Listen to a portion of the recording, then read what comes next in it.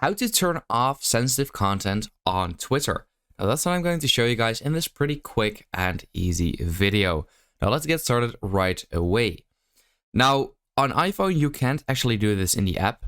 I believe on Android you can, but if you are on iPhone like I am, all you want to do is go to your browser and then simply search for Twitter. Now usually when you open it up, it opens up the actual app instead of the website like it just did for me. In order to actually open up the website is if you long hold it and then just simply click on open. Then it will open up in your actual browser instead of the app. And once you've done that, all you basically want to do is click on the top left on your profile, click on settings and support, settings and privacy. Then here you want to go to privacy and safety.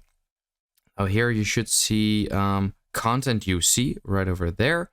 And at the top you can see display media that may contain sensitive content. And all you have to do is simply turn it off. Now that is basically it.